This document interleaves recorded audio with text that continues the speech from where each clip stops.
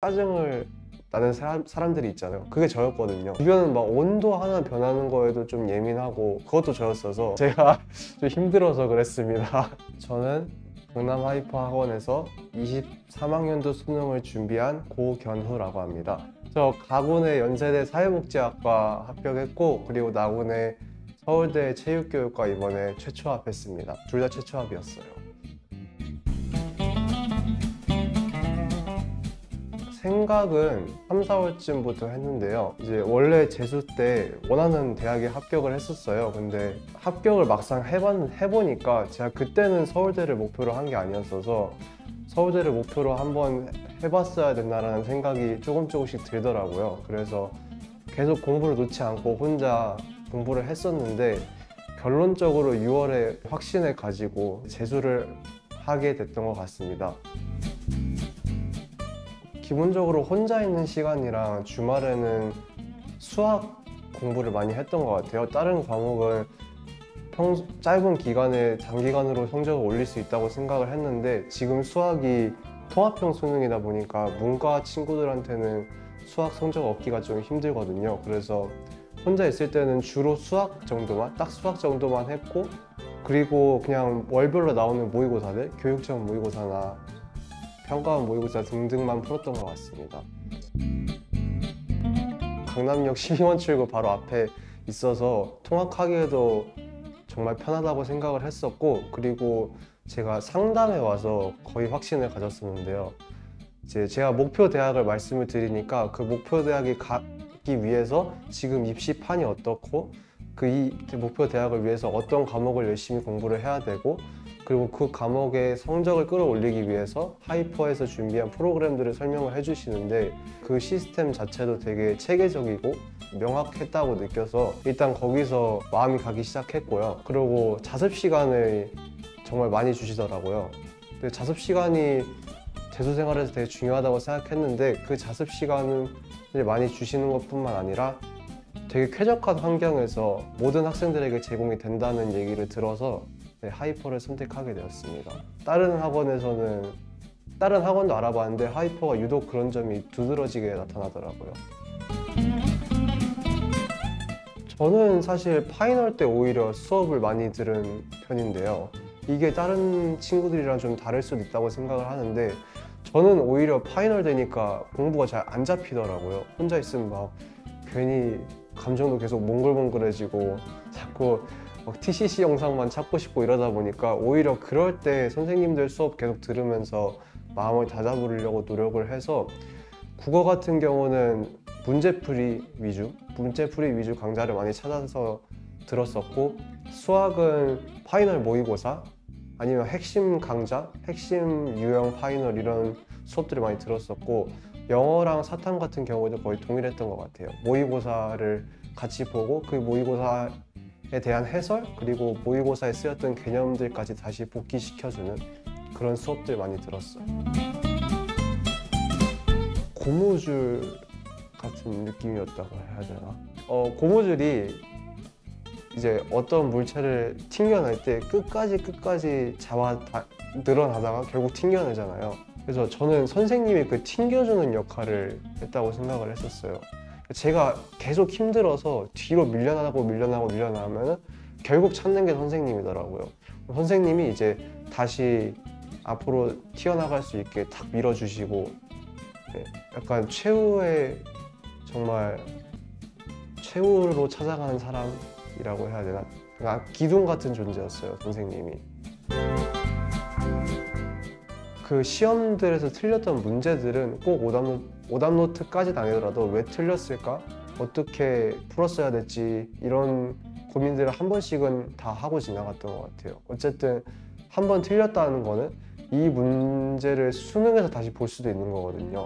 이 문제에서 틀렸다는 거는 내가 틀릴 만한 여지가 남아있다는 거니까 그렇게 한 번씩 고민을 하고 넘어갔고, 위치는 사실 저는 크게 신경 쓰진 않았었어요. 위치는 정말 대략적으로 내가 어떻게 하고 있구나, 잘 되고 있네, 이런 식으로 생각을 했고, 못 보면은 뭐 슬퍼할 때도 있었지만 그냥 더 하면 되지 이러고 넘어갔던 것 같아요. 잘 봤을 때는 아, 잘 봤으니까 이제 더 열심히 해야지 라고 생각하고 넘어갔고, 못 봤으면은 아, 이번에 좀 못 봤네, 그냥 어쩔 수 없지, 더 열심히 해야지 뭐 하고 그렇게 넘어갔던 것 같아요. 그냥 정말 위치만, 딱 위치 정도만, 위치랑 약점 정도만 파악하고 넘어갔던 것 같아요.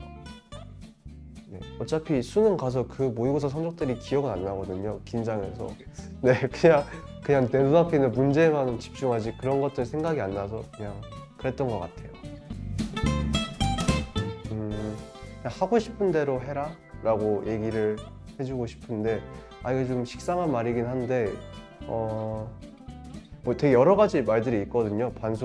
반수를 할 때도 어쨌든 실패 가능성이 있으니까 뭐 실패해도 후회하지 않을 자신이 있냐라는 말도 있고, 그리고 워낙 시대가 급변하고 있다 보니까 뭐 인간 강사분들도 지금 한 번 더 하는 게 크게 의미가 없을 수도 있다라는 얘기를 많이 하시거든요. 저도 이제 뭐 반수를 선택하고 그런 얘기가 들릴 때마다 좀 움찔움찔하긴 했는데, 근데 저는 그냥 하고 싶은 대로 해야지 끝까지 후회가 안 남는다고 생각을 했었어요. 지금 뭐 반수를 그만두고 그 시간에 뭐 애들이랑 놀고 이러면은 그 당장은 행복할 수 있겠지만, 한 몇 년 더 흐르면은 그 도전을 하지도 못하거든요. 그래서 그때 후회를 할 바에는 차라리 지금 먼저 하는 게 낫다고 저는 생각을 했었어요. 지금 하고 어차피 수능이라는 시험이 실력 하나만으로 결정되는 시험은 아니기 때문에, 뭐 운이나 이런 여러 가지 요소도 있기 때문에, 뭐 그런 것들을 생각해봐도 그냥 고민하고 있다면, 이미 고민하고 있다는 것 자체가 마음이 있다는 거니까 그냥 하고 싶은 대로 끝까지 밀고 나가면 좋겠다고 얘기해주고 싶어요. 일단 하지 말았으면 하는 행동은 너무 예민해지지 않았으면 좋겠다. 그러니까 주변 환경이나 이런 거에, 그러니까 뭐 예를 들어서 뭐 하나 계획대로 안 됐다고 해서 엄청 짜증을 나는 사람들이 있잖아요. 그게 저였거든요. 네. 그리고 막 주변 막 온도 하나 변하는 거에도 좀 예민하고, 그것도 저였어서.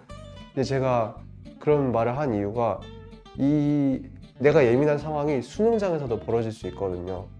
근데 그 수능장에서는 어쨌든 뭐 예민한 상황이 벌어졌든 안 벌어졌든 내가 통제할 수 없는 것들 속에서 시험을 봐야 되기 때문에, 그냥 묻어내지는 거, 그런 내가 원래 예민했던 것들을 그냥 뭐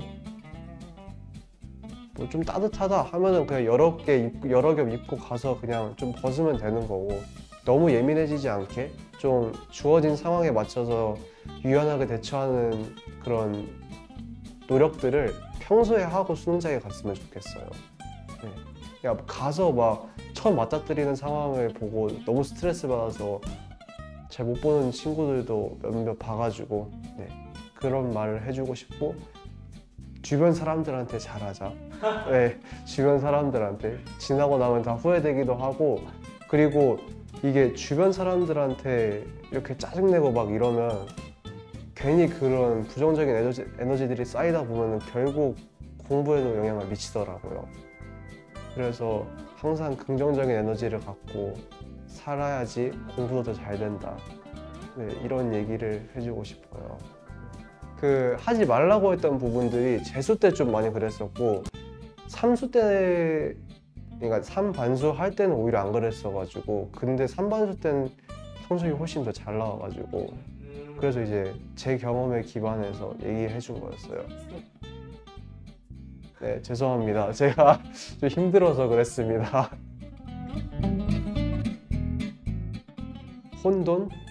혼돈이었던 것 같아요. 왜 혼돈이 떴어?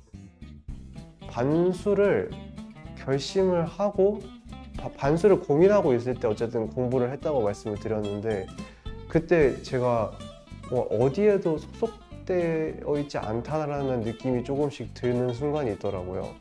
근데 그런 느낌이 드는 순간부터는 이 느낌을 떨쳐버리기가 쉽지가 않아서, 어쨌든 제가 원하는 고민을 하고 있으니까 원하는 학교는 저기 있는데 내가 지금 여기 소속돼 있고, 근데 내가 소속돼 있는 학교가 절대 나쁜 학교가 아닌데 정말 좋은 학교인데 그냥 내가 이 도전을 그냥 해야 되나?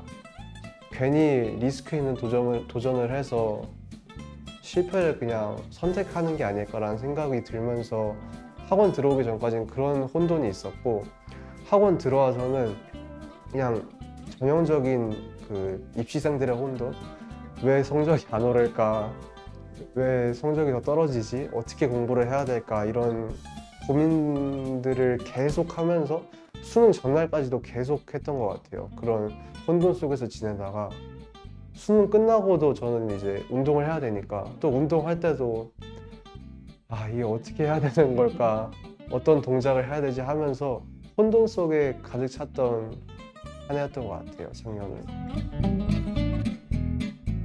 바쁘지만 보람찬? 네, 바쁘지만 보람차게 보낼 것 같아요. 원래는 좀 중간중간 쉬는 시간을 많이 둬야 되는 사람이었어서 되게 좀 쉽게 지치는 편이었거든요. 근데 제가 재수랑 삼수를 거치면서 어쨌든 학원에 오는 것 자체도 되게 피곤한데, 그거를 1년 동안 하고 이제 6개월 동안 한 거잖아요, 결국. 근데 그 경험들을 하면서 내가 그래도 여러 가지 일을 병행을 하면서 내 생활을 챙길 수 있는 사람이구나를 깨달아서 앞으로는 좀 쉬어야 된다는 생각보다, 물론 쉼도 필요하겠지만 내가 하고 싶은 것들 여러 가지 배우면서 지내고 싶다는 생각을 지금 하고 있어서 앞으로의 1년 반은 좀 바쁘지만 보람차게 보낼 것 같아요. 이게 저는 일단 쉬어도 괜찮다? 라는 말을 해주고 싶은데, 이게 사실 그냥 선배분들 중에 어떤 분들이 조급해하지 말라라는 얘기를 하잖아요. 근데 뭐를 하지 말라는 것보다는 뭐 해도 괜찮다가 더 어감이 좋아 보여서 쉬어도 괜찮다? 라는 말을 해주고 싶은데, 수능이 이게 양치기를 해야 되는 시험이기는 하지만 양치기로는 안 되는 부분이 있다고 생각을 하거든요. 그래서 어쨌든 공부하는 시간, 공부하는 시간과 더불어서 그 순도를 늘려야 된다고 생각을 하는데, 계속 성적 올리는데 급급해서 힘들거나 뭐 몸이 안 좋거나 할 때도 그냥 계속 앉아서 버티거나 이렇게 하다가 결국 몸이 안 좋아지면은 자기가 원래 가지고 있던 좋은 습관들, 그런 감들도 다 떨어져서 결국 이제 그러다가 슬럼프로 흘러가는 거라고 생각을 하거든요. 저 같은 경우는 이제 좀 몸이, 그러니까 뭐 심하게 아픈 거 아니고 뭐 감기나 이런 걸 좀 잘 걸리는 편이어서, 그렇게 걸렸을 때 학원에 나와서 공부를 하는 것보단 차라리 감기 걸렸을 때는 병원 가고 약 먹고 집에서 한숨 자고 다음날 나와서 공부를 하면은 감을 잃어버렸다는 생각도 안 들었고, 오히려 다음날 이제 열심히 할 수 있게 되더라고요. 어제 쉬었으니까 이제 오늘부터 열심히 해야지 이러면서. 그래서 저는 이제 후배들에게 너무 조급해하지 말고, 막 일주일 이렇게 쉬는 건 문제가 되지만 이렇게 가끔 가다가 하루 이틀 뭐 이미 잘 쉴 수도 있겠지만 뭐 쉬면서도 내가 쉬어도 되나라고 생각을 할 수도 있으니까 쉬어도 괜찮다라고 얘기를 해주고 싶어요.